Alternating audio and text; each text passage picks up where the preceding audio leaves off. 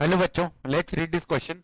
The negation of the expression Q disjunction negation of Q conjunction P is equivalent to. तो यहाँ पे ये जो एक्सप्रेशन है इसका हमें नेगेशन बताना है, किसके इक्विवेलेंट होगा। स्टार्ट कर लेते हैं हम की कॉन्सेप्ट से। तो देखो की कॉन्सेप्ट क्या हो जाएगा।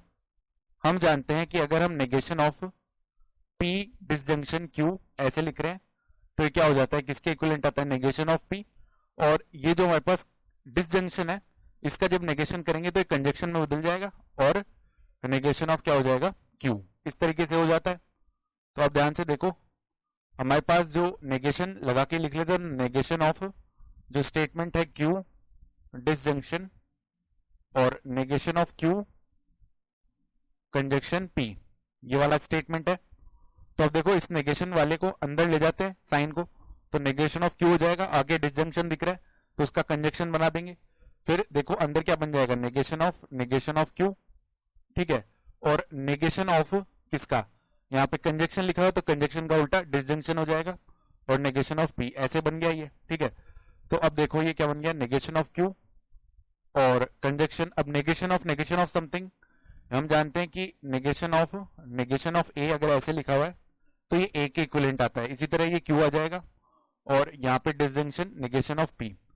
अब क्या करते हैं, अब यहाँ पर हम यहाँ पे डिस्ट्रीब्यूट कर लेते हैं इस कंजक्शन वाले साइन के साथ। तो negation of P conjunction Q, ये आ गया। फिर बीच में डिसजंक्शन का साइन है, नेगेशन ऑफ Q और कंजक्शन नेगेशन ऑफ P, ये बन जाएगा।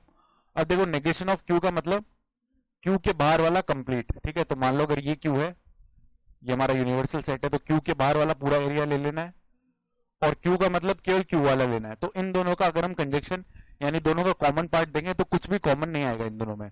तो अगर कुछ भी कॉमन नहीं आ रहा है तो ये हमेशा फॉल्स होगा, यानी यहाँ पर ये कॉन्ट्रडिक्शन यानी पॉलिसी होगा हमेशा इसका यूनियन लेके negation of Q conjunction negation of P के साथ।